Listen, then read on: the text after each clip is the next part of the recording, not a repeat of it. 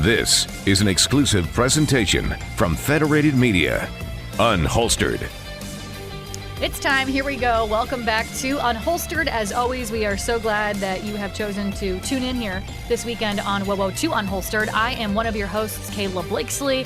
I represent the local media side. Good morning, everyone. My name is Sophia Rosales-Scatina. I'm a captain with the Fort Wayne Police Department, and welcome back to Unholstered. Sophia obviously represents the local law enforcement side of things because this show is all about sharing and telling the stories that don't often get told when it comes to law enforcement, not just here in Fort Wayne, Indiana, but really all across the country. And today's topic of conversation, which is traffic fatalities, is kind of right in line with that because we're going to talk about a local story, something that happened here in our neck of the woods in terms of a traffic fatality. And then, of course, we have to talk about this now infamous story about Scotty Scheffler.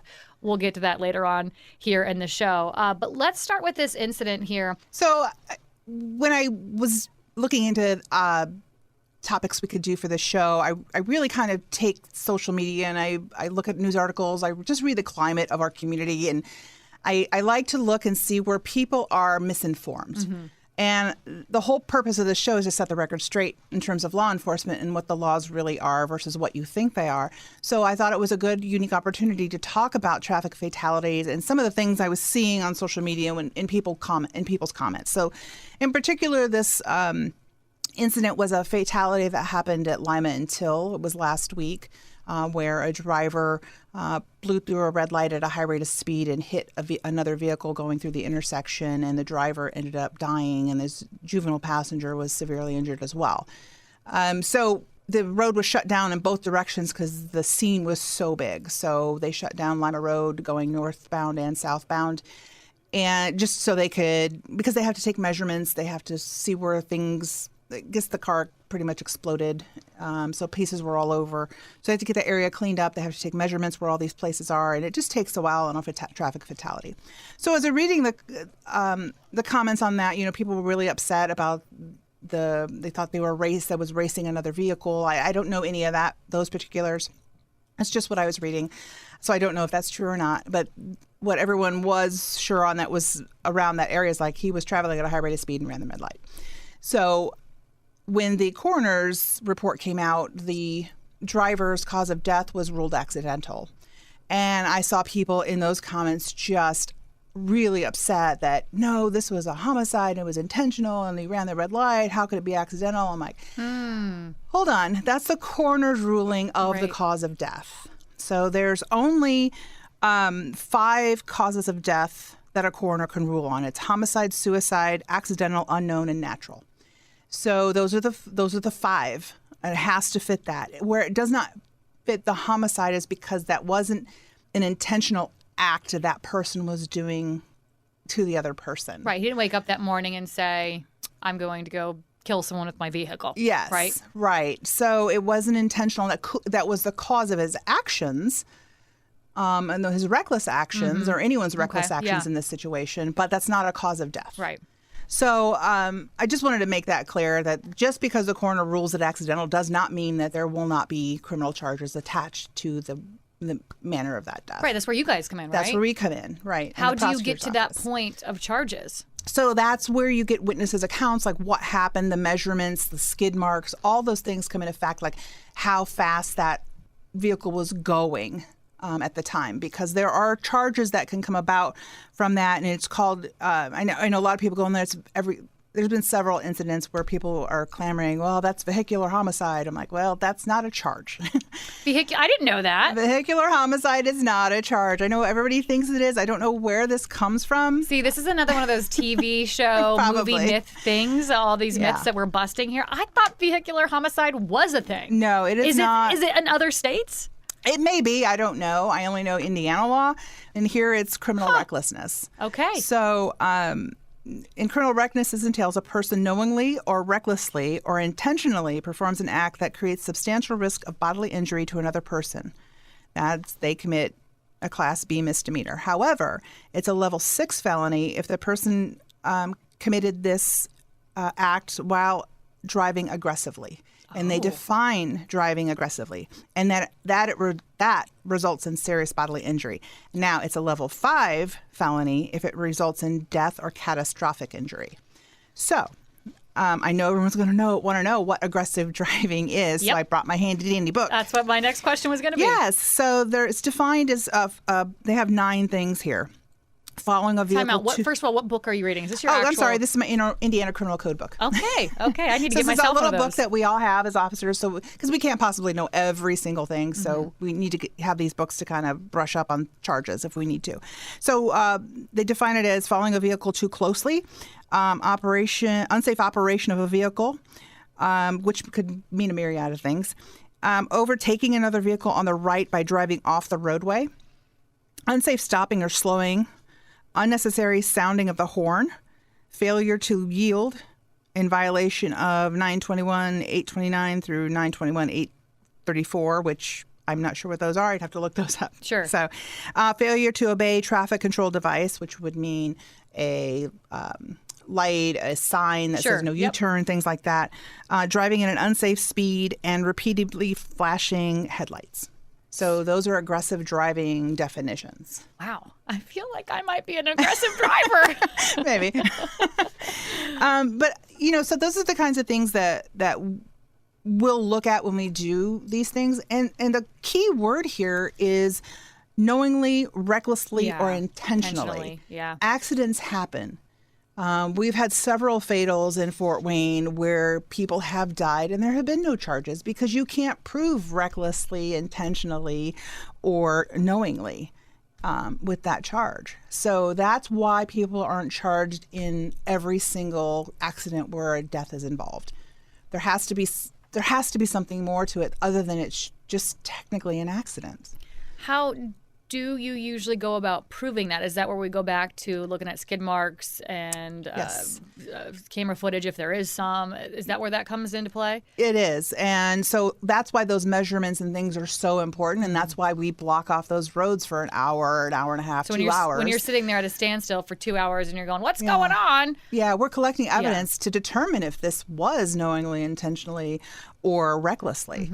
So, we have a job to do. And these are always unfortunate because we have a lot of motorcycle accidents involving death. And people just don't see them. Right. But if that person's driving recklessly, then that's different. But if they just don't see them because they're a motorcycle and they're just not looking, and sometimes those come up really fast too. Yeah. Oh, yeah. So, there's a lot of things involved. We don't charge everyone. We've had people look down at their phone, look down to grab something on the floor or something. They come up and they're in the other lane and they hit someone and that person dies. It's not any of those things. It's crossing the yellow line, but it wasn't intentionally, recklessly, or anything else. Who ultimately, because we just obviously learned about the coroner, he can only declare 5 different causes of death. But who then ultimately makes that charge? How does that charge go out? So all of those charges go out after consultation with the prosecutor's office. So we sit down with the prosecutor's office on any case involving any level felony like this. Any kind of thing involving death, so homicides, all those things, right. Have consultations. We provide all the evidence to them. We tell them what we think the charges are that we have, and this is the evidence we have to substantiate that. And then they ultimately make the determination whether or not there is enough, yes, to proceed, or no, there is not at this time. How long does that process typically take? It depends on the accident. Sometimes we have to send things off to a lab to get stuff back, and it may take a few months. The whole team works together on fatal accidents. So there's like 4 or 5 team members of a fatal accident team. There's drone footage. They have to put everything together in this nicely wrapped package to hand over to the prosecutor's office with all their stuff that so it takes a bit. And we have, upwards to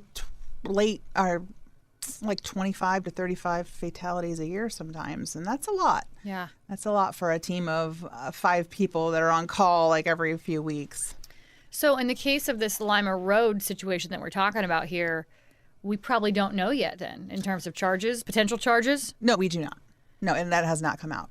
And normally we see those in a press release, and then they'll put them on the news, and you'll Yep, put I them on your I get Robo that. shoes. Yeah, we get the press releases. Yep. So we'll just kind of, I guess, sit back and wait for that one. Can I ask you what your gut tells you? I don't have all the information, so I don't want to speculate into what may have happened. All I know is that there probably are going to be some charges coming from this. I just would don't think know so if you're driving at that high rate of speed. From everything you just defined for us and read for us. I mean, I'm obviously no expert and I don't speak legalese. Yeah. But I would assume some kind of charge. Yeah. And the knowingly part comes in as like, you don't have to go out and say, okay, I know that when I do this is going to happen. That's not what knowingly means. Knowingly means is that you should know that your actions could cause harm to someone else. So if I take a baseball bat and I have no intention of killing you, but I'm going to hit you so hard in the chest with that baseball bat that I want to hurt you. Yeah. But you die because it hit your heart just right and stops your heart. Well, that might not have been my intention when I hit you with that bat, but I should have known that was that could have been an outcome of what I did. That could be the consequence of your action. Yeah, you know that for sure. Interesting. I think that's important to point out because, like I said, I myself was one of these individuals who thought vehicular homicide was a thing and that you could, quote, be charged with vehicular homicide. So there's a myth for you. Yeah. And that the coroner could only issue 5 different causes of death. So I hope everyone realizes that now, as well as, yes, you take what you guys find on your end, take it to the prosecutor's office, and then from there they'll issue charges if they are warranted. If they feel they have enough evidence to move forward. See, this is what the show is all about. This is why I love this show. Yeah. I kind of also want to segue into, Sophia, this Scotty Scheffler story. Are you aware of this story? Right? I have briefly looked at it. I've hard about it. It's been on the news. It's hard to not hear about it, even if you're not into golf, which I am to golf, and I'm way into it. And Scotty Scheffler is actually my favorite player. So I want to preface that with the fact that I have a little bias because I love this guy. Yeah. He is just a devout Christian, diehard, true-blooded, just loves America, loves his family. I love what he stands for. But for folks who don't know, he is a pro golfer, okay? And he was on his way. He was in a golf tournament in Louisville, Kentucky, and he was on his way to the country club, to the club, on his way to the tournament. I couldn't think of the word. To the tournament, Sophia. They're 4-day tournaments traditionally when it comes to golf. And he was on his way there, and turns out there was a fatal accident. So he, like any other average Joe driver, had to sit in traffic because they shut down this area right into the entrance, actually, of this country club where this tournament was being played. So it's completely shut down, traffic at a standstill. I'm like you, Sophia. I don't necessarily have all of the facts or the information here per se. I'm just going off of reports that I've read. There is an ESPN reporter who claims to have been there and witnessed this whole thing that went down. But allegedly, by the sounds, Scotty didn't want to sit in traffic like the rest of us and attempted to it sounds like to me maybe there was a median there or there was, like a side road that he tried to circumvent all of this traffic to get around into the entrance of the country club. And when he did that, obviously officers told him to stop. There's some miscommunication. Again, I'm not really sure that I have heard from a reporter on the scene that said this officer jumped onto the back of Scotty's car. Not really sure why they would do that. I'm like, what are you, Batman? But then on the flip side, I've also just heard that he was drugged by Scotty's car. It's kind of not clear how this officer maybe, became attached to Scotty's car, right? And because of that, this officer was dragged to the ground, suffered pain, swelling, and abrasions to his left wrist and his knee. That's according to an incident report released by the Louisville Metro Police Department. That's coming straight from them in terms of injuries. So here we are. Scotty then on the scene was put in handcuffs. There's police officers caught on video saying, no, he's going to jail. He's going to jail. Leave him alone. He's going to jail. It was kind of a aggressive video, I thought. But again, I wanted to preface my comments by saying that Scotty is my fave. So, of course, I'm going to feel like that. But he now faces charges of second-degree assault of a police officer, third-degree criminal mischief, reckless driving, and disregarding traffic signals from an officer directing traffic. The assault charge is a felony. The others are misdemeanors. So that's where we are right now. If you ask Scotty, he's calling it miscommunication. But I'm sure he can't really say much other than that at this moment. He went on to play in the tournament, did not win. But, he still went on to play. I don't know, Sophia, when I initially heard this story without even that amount of facts we have there, which we're still lacking a lot of information. Mm-hmm. But when I initially heard this story, I did think it was aggressive. I initially read that this police officer jumped on Scotty's car. And upon knowing that, they say it was about 10 feet, Scotty stopped his car, and then to throw him in handcuffs and say you're going to jail. My question to you is that the case? Let's say we're here in Indiana, because again, I don't know the laws in Kentucky, and you are trying to circumvent around a crash shutdown. What are the repercussions for that? Well, without an officer getting injured, it would just be a ticket for disregarding an officer directing traffic. Okay, let's say there's an incident of an officer being injured somehow. It depends on the level of injury, one. Depends on... So I too was looking... I'm like all tongue-tied right now. It's a tough one to... Well, without knowing... Yep. Stuff. It's kind of hard to hypothesize like what happened there. But and apparently there's no body cam footage, of course. I feel like, no offense, but I feel like this always happens. In the need of needing the footage or the audio, we don't have it. Yeah, and why is that, Sophia? Why does that happen? I know. I read that too, and they're talking about, well, if there's any policy violations because the body camera wasn't on. I'm like, okay, he's standing there directing traffic. I don't know if he's working a part-time job for the golf course or if he is working for the city of Louisville because of the fatal accident. I don't know. Gotcha.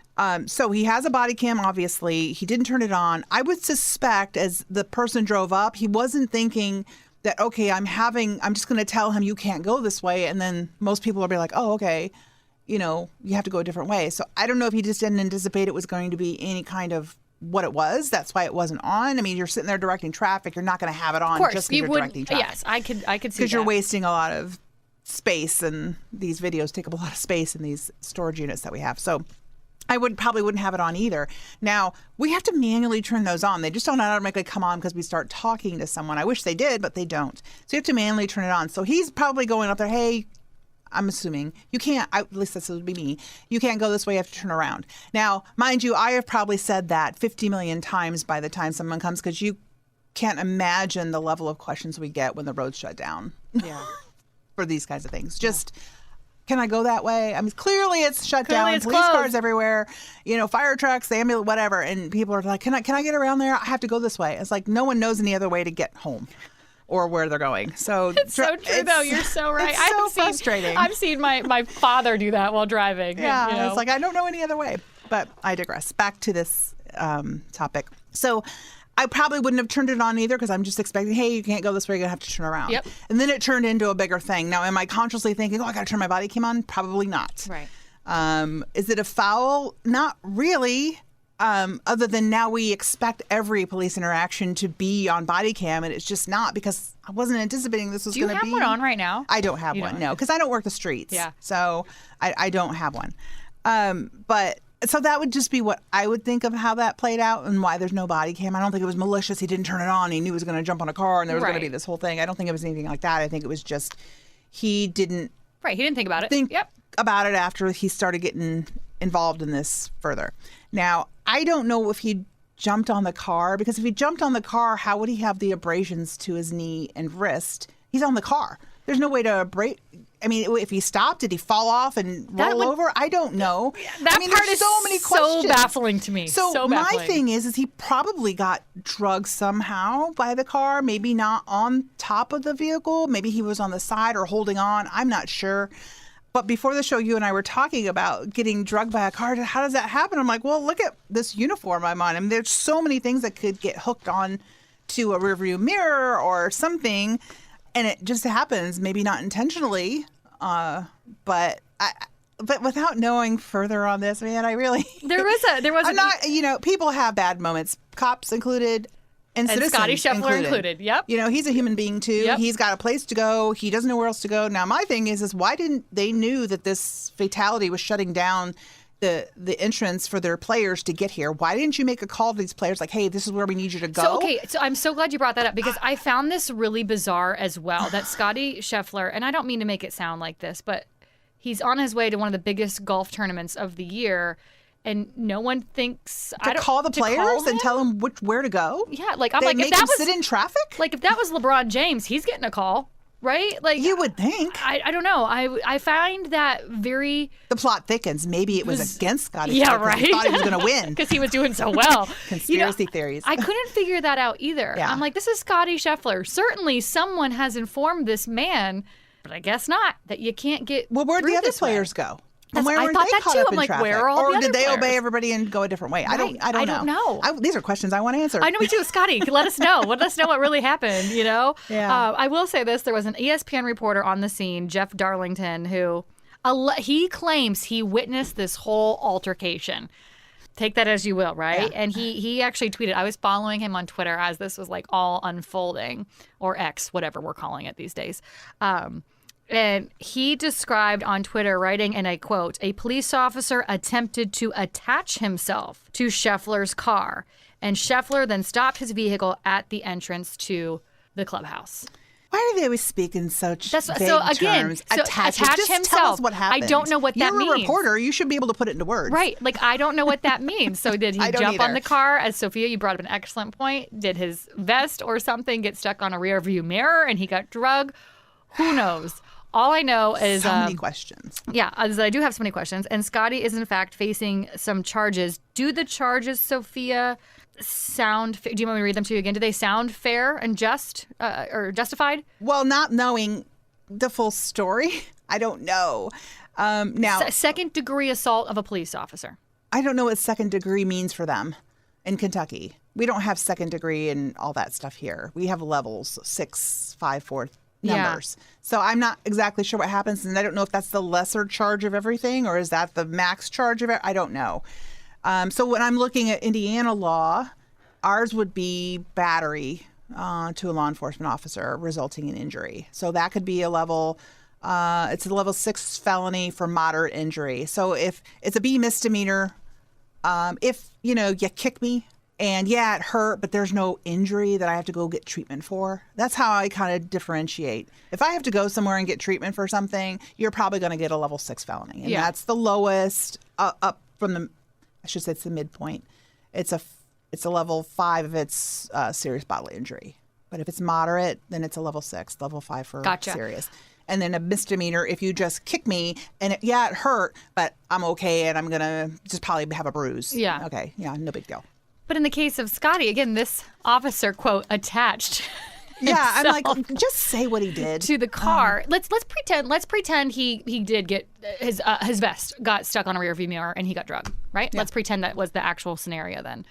To call that assault or battery, does that still seem a battery? Yeah, because we would charge that too. Really? Okay. Because his actions, he shouldn't have drove off. Yeah. You wait until the officer says, "Okay, you can go now," especially if you're involved in some kind of to and fro driving away. And I don't know how far he was drugged. So, I mean, because I've seen where officers, and we do, I'm not going to lie, we do some silly stuff as officers sometimes. We just do. Like I've seen people jump on cars in videos and I'm like, what are you doing? Hey, you're not Batman. That's what I keep saying. Yeah. Like, what is is happening? A TV show. Yeah. But I think it's just but we're human beings and it's just almost like a reaction. Yeah. Initial instinct to do that. And that, for me, that's improper training. What about this claim? I mean, I know you've seen this video because you and I talked about it. This particular reporter is on the scene like, hey, what's happening? What's going on? I think just trying to get the scoop, trying to get a comment. And there's video of Scotty in handcuffs being walked away from the scene. And this officer's like, no, he's going to jail. Forget it. He's going to jail. Like, is that like he's going to jail for, again, what I interpreted as a traffic violation? Obviously, it was. Well, the officer did sustain injury, so how that happened, that will. So that's really just what changes the game of this. Changes the game, yeah. If he just would have just gone around him, here in Indiana, it just would have been a ticket. We would have got you stopped somewhere else, and then we've given you a ticket for because I disregarding think me. And that's reckless driving, disregarding traffic signals from an officer directing traffic. Those are all fair charges, if you will. What about third-degree criminal mischief? We don't. Again, you don't have those degrees, but we have criminal mischief here. But I don't know what that criminal mischief would be for this. I also think too, it's something to point out here too that at the end of the day, like someone did lose their life. Everyone's talking about the Scotty Scheffler story, and my heart hurts a little bit for the family of this individual who did die. Yeah, and the story is about Scotty Scheffler. Yeah. And I mean, we're sitting here talking about it as well when someone did in fact die. Now, I'm going to assume that Scotty and everyone else waiting in traffic did not know that. I mean, how many times am I sitting at a standstill and I have no idea? It's because y'all are investigating a fatality. There isn't any real way to know that, but I still wanted to acknowledge the fact that someone did die in this scenario. And unfortunate that it would happen on such a day as a tournament like that at a golf course. Yeah.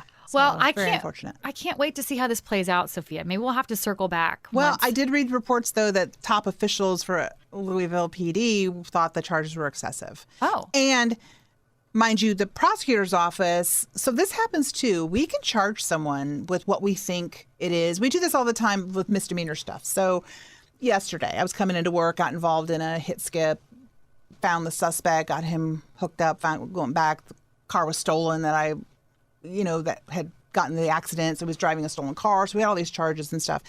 We can charge what we feel is appropriate at the time or what we think it is. But when it gets over to the prosecutor's office, they drop charges all the time. I see. They lower them. Very rarely do they raise them, but they can. But we just they drop stuff all the time. Okay. If they don't feel that the evidence you have substantiates the charge. So at the end of the day, this really could become a big nothing burger. It could be a big nothing burger. And I mean, feel it's like up to the prosecutor. I feel like that's probably what's going to happen because he is Scotty Scheffler. Yeah, unfortunately, and people want to. I will say this all the time. People want to claim it's race or gender or something that's the upper hand. But in my opinion, it's money. It's moolah. It doesn't matter who you are, what race you are, what gender you are. If you have the cash. I think the same thing, because if you're pulling up in a Mustang with your Rolex watch and a suit on, no matter what color, race, religion, or whatever you are, I do unfortunately think there's a big difference than someone else pulling up, I don't know, in an old beater. Yeah, doesn't matter to me. But as an officer in my job, I'll give a ticket to anybody. I think it's more about money than it is anything else. I totally agree with you, Sophia. I give tickets and I give breaks to just everybody, so it doesn't matter to me what you're rolling in. Oh. Whether it's a Mustang or a jalopy. Doesn't matter. Whatever that is. If you've missed any previous episodes of Unholstered and more crazy words from Sophia, you can download the Unholstered podcast anywhere you can download a podcast. Your town, your team, your topics. This is Unholstered. Thanks for listening to Unholstered. Be sure to subscribe on Spotify, Apple, Google Play, or wherever you listen to podcasts. Just search Unholstered.